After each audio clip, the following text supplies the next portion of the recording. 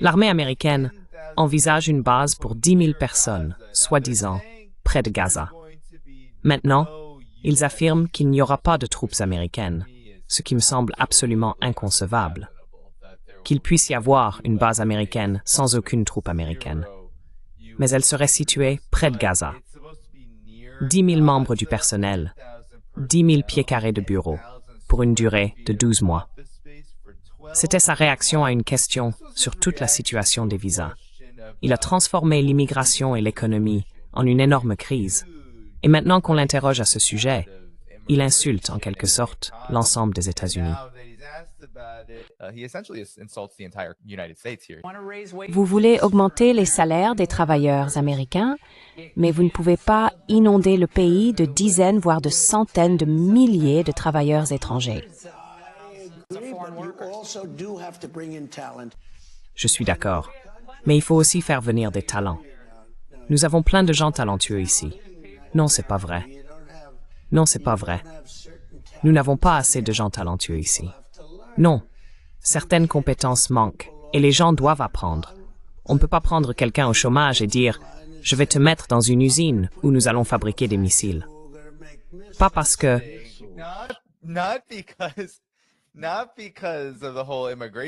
Pas seulement à cause de tout le débat sur l'immigration, mais aussi à cause de la façon dont il insulte ouvertement pratiquement toute la population américaine, ou du moins la population active ou potentiellement active. Il évoque les files de chômage, un sujet très sensible parce que c'est toujours d'actualité. Et puis oui, il parle de l'exemple consistant à prendre des gens dans la rue et à les faire fabriquer des missiles.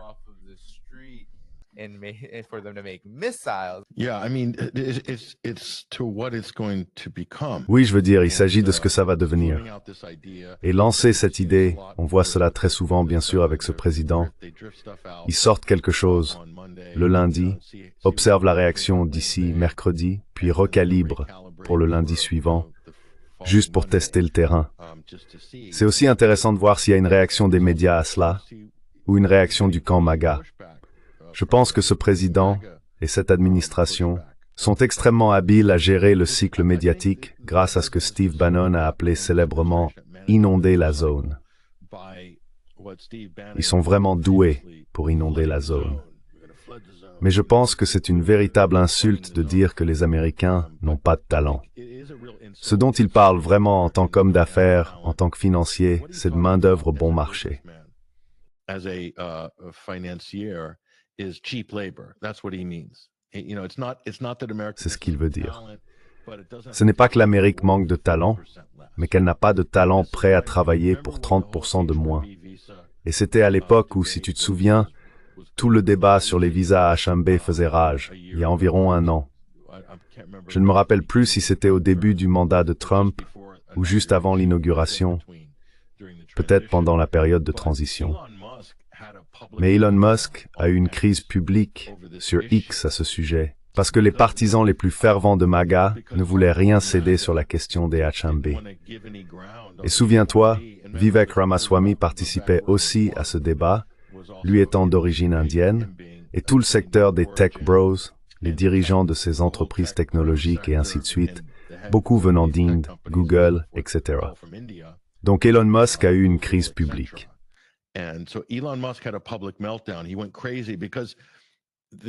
Il est devenu fou parce que le visa H-1B et la main-d'œuvre indienne, hautement qualifiée, prête à travailler pour moins cher, sont des éléments essentiels du succès d'Elon Musk et de certaines de ses entreprises, ainsi que du reste de la Silicon Valley.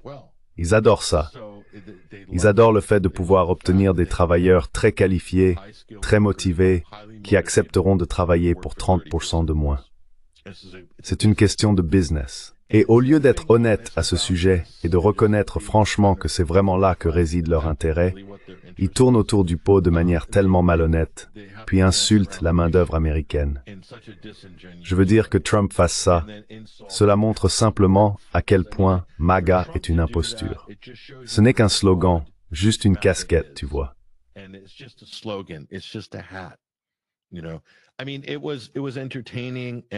Je veux dire, c'était divertissant, et beaucoup de gens, je pense, du côté conservateur, ont suivi le mouvement, parce que nous vivons dans une démocratie où nous pouvons voter. Donc si quelqu'un fait campagne sur une plateforme nettement différente, comme un agent de changement par rapport au statu quo précédent, on tente le coup, on essaie, si ça marche, tant mieux. Si c'est un peu mieux qu'avant, tant mieux. S'il a mis fin à toutes les guerres, fantastique. Mais si rien de tout cela ne se produit, si cela ne rend pas l'Amérique meilleure, si ce n'est même pas patriotique, et que Donald Trump méprise littéralement la main-d'œuvre américaine, alors à ce moment-là, si vous avez un minimum de respect pour vous-même à droite, cela inclut tous les opportunistes et les types de personnes qui gravitent autour de One America News, Fox News, Newsmax. D'accord?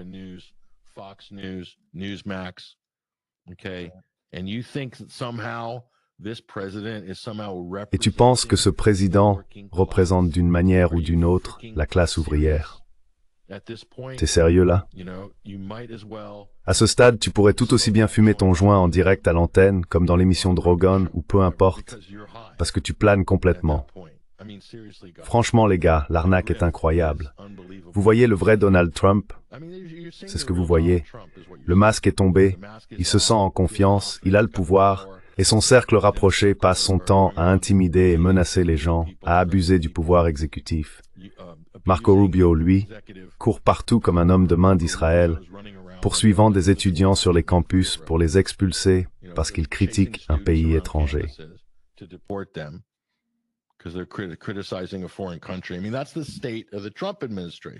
Je veux dire, voilà l'état de l'administration Trump. C'est une blague. C'est un cirque. C'est le monde des clowns. C'est aussi grotesque que l'administration Biden. Mais c'est bien plus dangereux à ce stade parce que Donald Trump a essentiellement pris le contrôle de la politique économique des États-Unis depuis son bureau. Et si tu regardes ces interviews de Scott Bassett et de tous ces autres, ils ne savent pas ce qu'ils font. Ça donne vraiment une impression de désespoir. C'est comme s'ils tâtonnaient dans le noir et s'entêtaient dans toutes ces mauvaises décisions passées. Et regarde simplement les chiffres. Tu vois, ça se contracte. La confiance n'est pas au rendez-vous, d'accord?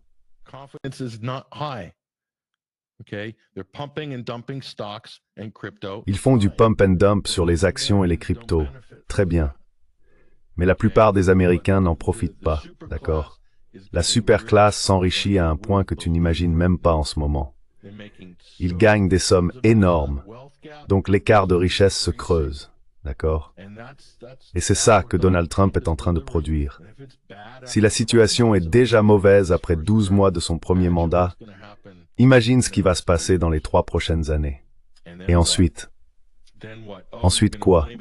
Oh, tu vas accuser Antifa quand il y aura des émeutes dans les rues et que les gens mettront le feu à des choses, des bennes en feu dans les villes américaines, parce que les gens ne peuvent plus se loger ni se nourrir. Qu'est-ce que tu vas faire, accuser Antifa?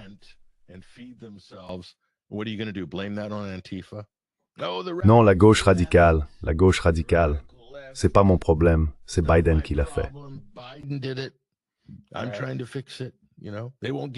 J'essaye de réparer ça. Tu sais, il ne me laisse aucune chance. Je veux dire, c'est sans fin avec ce type et les guerres. Des guerres et encore des guerres. Combien de nouvelles guerres? Nous avons une guerre contre le Venezuela. Il parle d'une guerre contre la Colombie. Laisse-moi réfléchir, est-ce que j'ai oublié quelque chose? Le Nigeria ensuite? Allons-y, lançons une guerre là-bas. Où d'autre peut-on commencer une nouvelle guerre? Pourquoi ne pas la déclencher en Irak contre le Hajj al-Shaabi? Ça a l'air prometteur. Une autre avec l'Iran, ce serait bien avant Noël. Ou peut-être qu'on attendra le printemps, on verra. Franchement, je ne sais pas.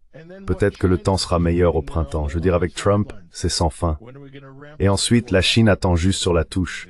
Quand allons-nous intensifier cette guerre? Tu sais, les Chinois, je veux dire, la quantité de dégâts qui peuvent être causés en 3 ans avec ce présentateur de Fox News du week-end, tatoué et déchaîné à la tête du Pentagone, et ce président fou entouré de tous ces opportunistes. Ce qui peut être fait en 3 ans fait peur.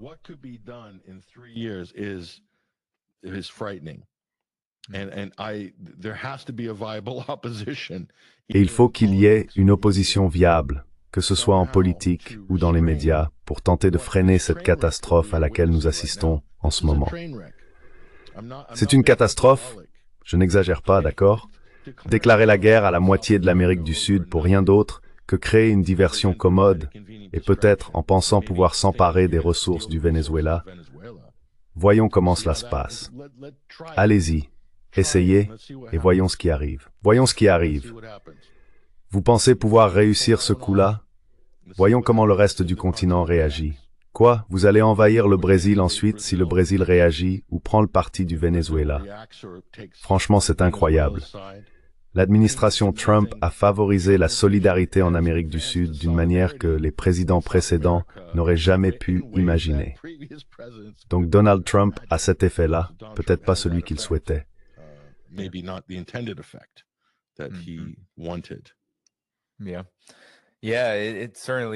Oui, c'est clairement une catastrophe. Je veux dire, ce n'est pas une exagération. Et cela touche tous les domaines. Tu as mentionné la politique économique, le contre-coup déjà provoqué par ce soi-disant dividende de $2000 entre guillemets, lié à ces tarifs. Ce n'est pas bien perçu par la grande majorité de la population américaine, parce que nous avons traversé plus d'1 an, sans parler des années Biden, tu sais, depuis le Covid en réalité.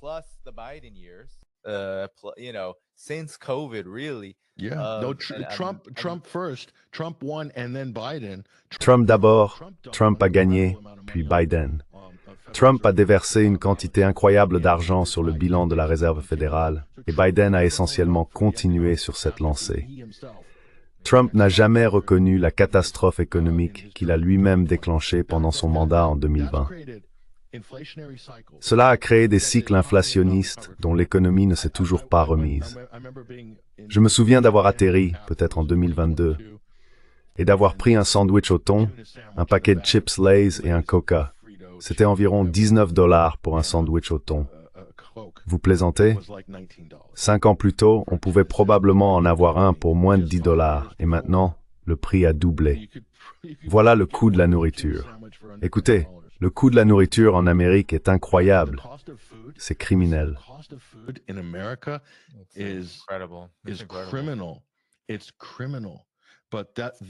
C'est criminel.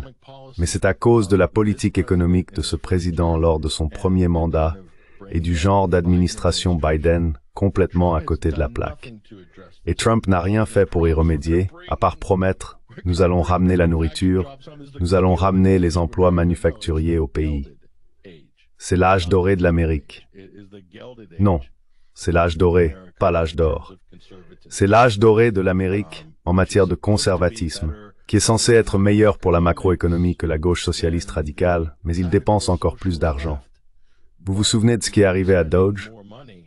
Vous vous souvenez de Doge? Rationalisez tout, éliminez le gaspillage, réduisez le déficit. Je me demande à quoi ressemblera le déficit après la première année civile de cette administration. Ça va être très intéressant, n'est-ce pas?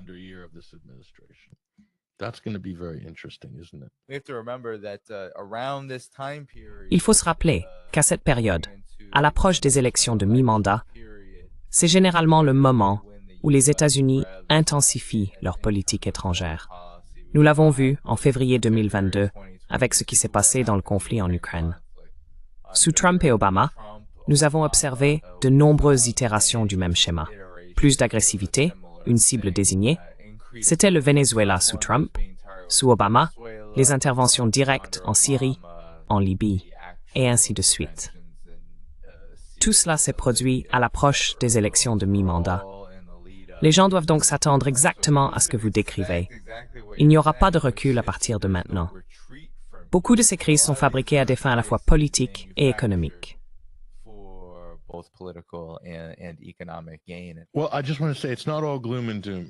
Eh bien, je veux juste dire que tout n'est pas sombre et désespéré, Danny. Tu sais, j'apporte aussi de bonnes nouvelles et de bonnes perspectives, car au cours des 12 derniers mois, il n'y a pas eu de fusillade de masse. Je veux dire, est-ce que les tireurs de masse prennent des vacances quand il y a un président républicain ou avec ce gouvernement? Qui sait? Ou peut-être est-ce parce qu'ils ont remplacé la direction du FBI? Où sont passées toutes les fusillades de masse? Sous Obama, c'était littéralement un événement quotidien ou hebdomadaire. Mais les républicains ou les néoconservateurs ont tendance à favoriser les attaques d'Al-Qaïda sur le sol américain. Et nous n'en avons pas vu non plus. Alors, est-ce que tous ces gens ont pris des vacances? Tous les terroristes et les tireurs de masse sont partis en vacances. Donc personnellement, je trouve ça génial. Un petit vent d'air frais.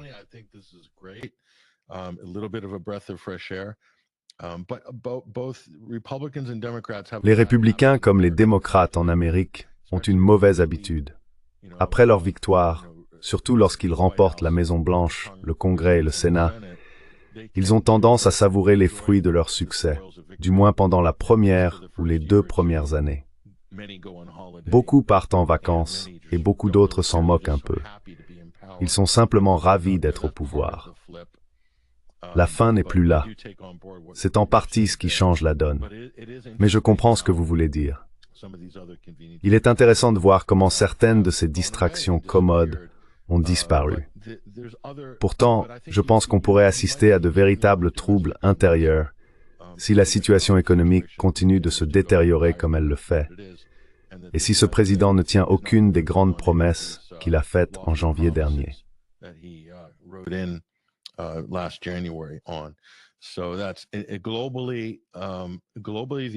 Ainsi, à l'échelle mondiale, les États-Unis ont réussi à aliéner bon nombre de leurs, disons, semi-alliés. Ils ont poussé beaucoup d'entre eux à se regrouper avec d'autres réseaux de pays comme les BRICS, l'Organisation de coopération de Shanghai et d'autres en Asie, des acteurs cherchant des moyens de se détacher du dollar. Tout cela a été accéléré par Trump. La manière dont ils ont instrumentalisé les tarifs douaniers sous cette administration est assez déroutante. Que quelqu'un puisse penser que cela produira un résultat positif. Ce qu'il a fait, c'est détruire la confiance dans les relations entre les États-Unis et tous ces autres pays, peut-être pour toujours, en gros, avec la majeure partie de l'économie mondiale.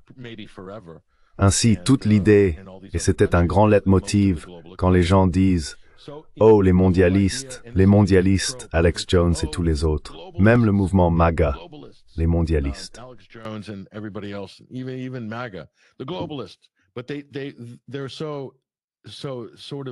Mais ils sont tellement simplistes qu'ils ne peuvent pas faire la différence entre la mondialisation et le globalisme. Ce sont 2 choses différentes. La mondialisation, en termes de commerce mondial, d'interdépendance, de l'OMC et de toutes ces organisations multilatérales, d'accord, a apporté l'une des plus grandes périodes de prospérité de l'histoire humaine à l'échelle planétaire. Et la mondialisation a également favorisé l'émergence de la superclasse en Amérique. Alors Trump arrive en voulant balkaniser l'économie mondiale, déclarer une guerre économique à tout le monde, y compris à ses alliés, punir les gens pour, je ne sais pas, peut-être ne pas montrer assez de respect à l'administration Trump, où il s'ingère dans le système judiciaire d'autres pays, s'ingère dans les élections.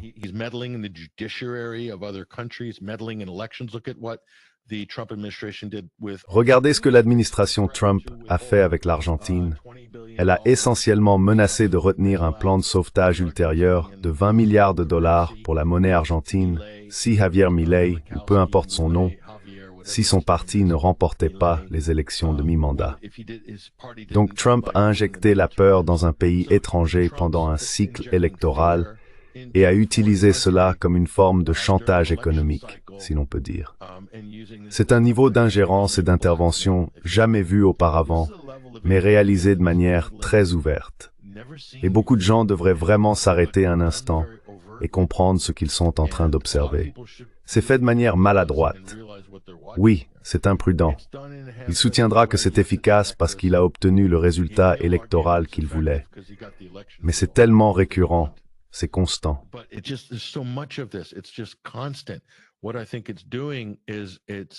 Ce que je pense, c'est que c'est un effet globalement négatif pour l'Amérique, parce que la Russie a ouvert la voie sur ce point.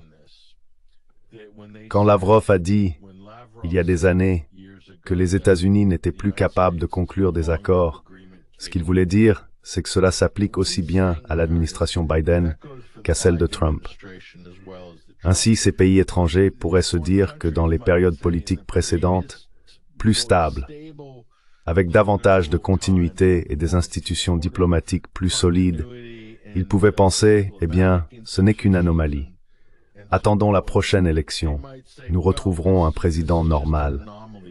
Ou bien ils reviendront à leur habitude et respecteront le travail à travers ces institutions internationales que les États-Unis ont su exploiter avec beaucoup de succès, toutes y compris les Nations Unies. Et c'est là une source de puissance et de richesse pour les États-Unis.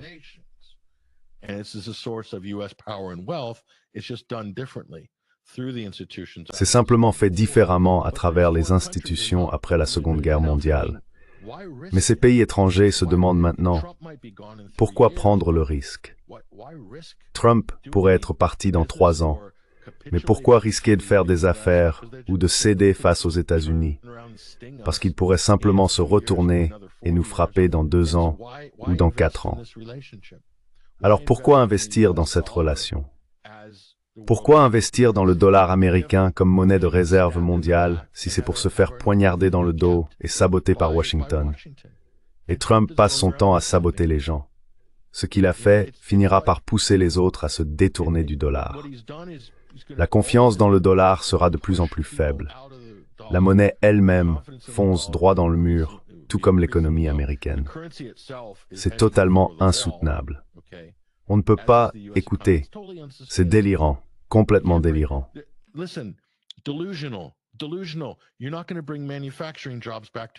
Vous ne ramènerez pas les emplois manufacturiers en Amérique, car on ne peut pas soutenir un secteur manufacturier dans un pays où le salaire minimum nécessaire pour vivre se situe quelque part entre 30 et 50 dollars de l'heure. C'est tout simplement stupide. Oubliez ça. Il n'y a pas d'avenir manufacturier pour l'Amérique à ces niveaux-là. Vous vous êtes tiré une balle dans le pied. En poursuivant le type de politique et de pratiques financières que les États-Unis suivent depuis des années, cela a fonctionné un temps. Cela a fonctionné pour certaines personnes, mais cela ne fonctionnera pas éternellement. Et cela ne fonctionne plus maintenant. Et maintenant, vous pouvez le voir. Trump ne peut pas livrer une nouvelle âge doré. Oubliez ça. Cela n'arrivera pas. Cela n'arrivera pas. Comment appelez-vous cela? Le jour de la libération. Le jour de la libération. Libération de quoi? Oui, personne n'a répondu à cette question. De quoi s'agissait-il d'une libération? Était-ce une libération de la réalité? Était-ce cela, la libération?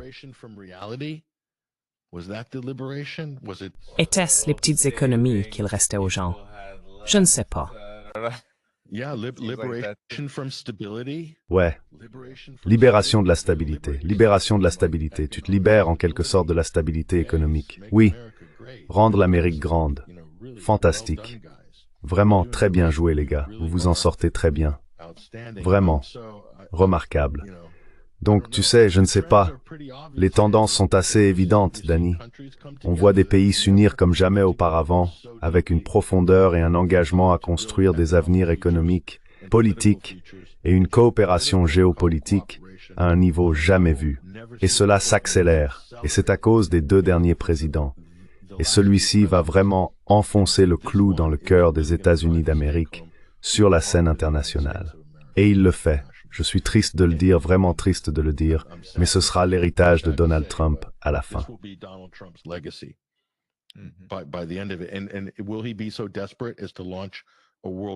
Et sera-t-il assez désespéré pour déclencher une guerre mondiale afin de détourner l'attention de ces échecs monumentaux ou pour retarder l'effondrement inévitable d'un système déjà à bout de souffle?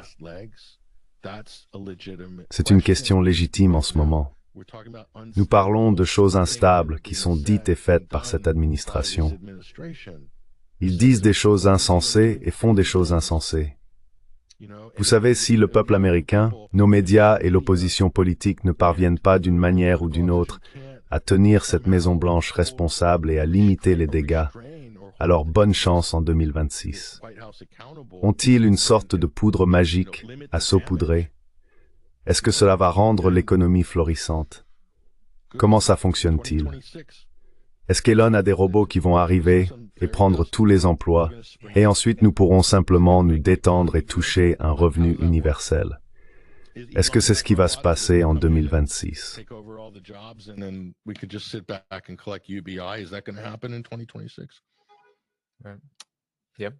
Je ne sais pas. Trump, à bien des égards, lorsqu'il a été élu président, a presque été élu comme le porte-étendard de ce qu'il avait hérité. Et ce que lui et ses partisans ont fait, c'est porter cela à un niveau plus nouveau et plus vaste. Je pense que c'est la direction à suivre. Donc, quand tu as parlé de la Troisième Guerre mondiale, pour éviter ou détourner l'attention de l'effondrement général, c'est le chemin.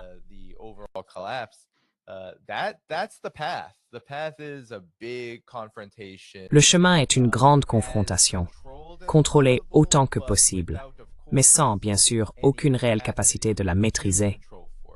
Les États-Unis sont sur le point de se retirer du traité New START. Voilà, c'est tout, tu sais, c'est tout. Il n'y a plus de traité nucléaire, plus de garde-fous. Les garde-fous ont disparu. Aucun. Et tu as un département de la défense, un département de la guerre, qui parle de pas de l'égalité, létalité ultime. Préparez-vous à la guerre. Préparez-vous à la guerre. Et tandis que l'administration Trump s'est révélée incroyablement chaotique, et peut-être avons-nous été en quelque sorte sauvés par ce chaos, en ce qui concerne le risque d'une conflagration mondiale massive de ce genre, nous ne devrions pas compter là-dessus. Nous ne devrions pas dépendre de cette faiblesse générale, de cette impuissance, de cette incompétence. Nous ne pouvons pas compter là-dessus, parce qu'en réalité, ce n'est même pas vraiment à propos de cela. Il s'agit d'un système global sur lequel il surfe essentiellement et qui s'écrase violemment.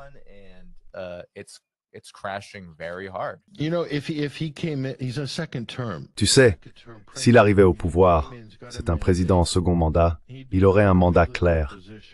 Il serait parfaitement en position de dire « Très bien, nous allons devoir augmenter les taux d'intérêt. Il faut reprendre le contrôle.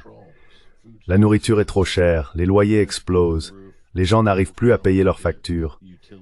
Tout le monde est au maximum de sa dette de carte de crédit. Nous allons être fermes. Ce sera une forme d'amour sévère.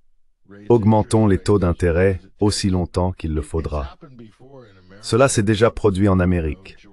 Tu sais, George Bush père, les taux d'intérêt à la fin des années 80 étaient à 2 chiffres. D'accord, nous avons survécu, beaucoup ont prospéré, et beaucoup s'en sont bien sortis. Les gens achetaient encore des maisons, le marché immobilier continuait de bouger, tout cela se produisait. Ce président, lui, veut baisser les taux d'intérêt.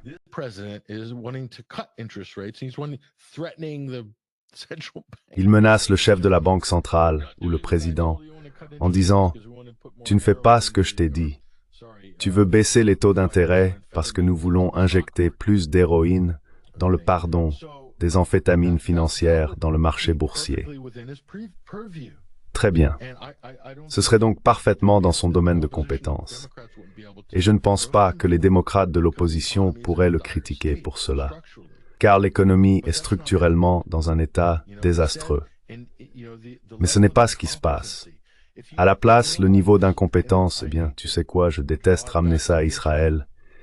Mais si tu regardes le cabinet, et je l'ai souvent souligné, il faut le répéter, le cabinet est rempli de choix israéliens, de la liste restreinte de Mary Mandelson, des personnes triées sur le volet, du secrétaire d'État jusqu'au président.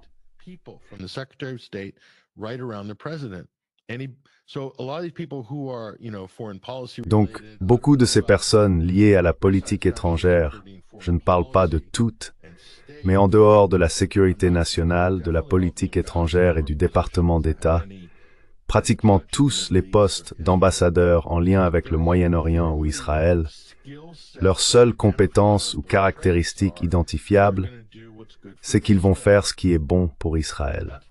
C'est pour ça qu'ils ont été choisis. Et Donald Trump a essentiellement suivi chaque personne de cette liste restreinte. En fait, il reçoit des appels pour remplacer ceux qui ne servent pas suffisamment les intérêts d'Israël. C'est connu, d'accord? Des gens sont écartés parce qu'ils ne remplissent pas les attentes vis-à-vis d'Israël.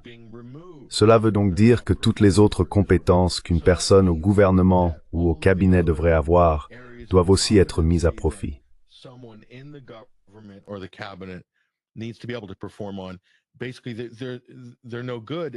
En gros, ils ne sont bons dans aucun de ces autres domaines et ils sont largement incompétents parce qu'ils ne sont pas choisis pour ces compétences-là. Ils sont uniquement sélectionnés pour un mandat très étroit, à savoir qu'ils vont faire ce qui est bon pour Israël.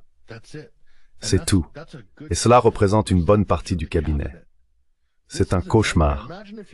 Imaginez que vous dirigiez une entreprise de cette manière, en choisissant tous vos directeurs des opérations, votre PDG, toutes ces personnes sur la base d'un seul petit critère. Qu'ils aiment les chevaux ou les poneys, ou qu'ils préfèrent la cuisine italienne, peu importe. L'entreprise va droit dans le mur. C'est ainsi que fonctionne actuellement le gouvernement américain. Il s'effondre parce qu'ils ont permis à un pays étranger et à un lobby étranger bien financé de choisir en gros la moitié du gouvernement.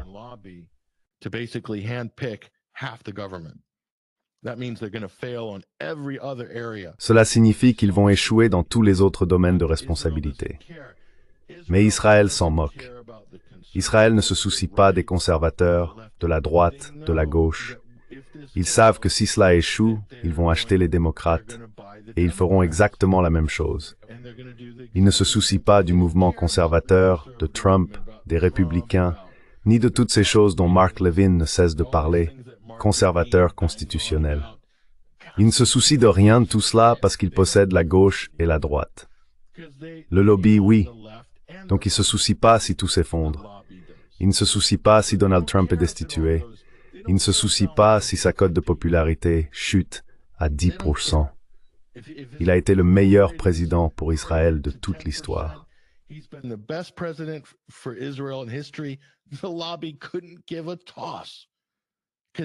Le lobby s'en moque complètement, car il sera remplacé par un démocrate qui fera ce qu'Israël veut.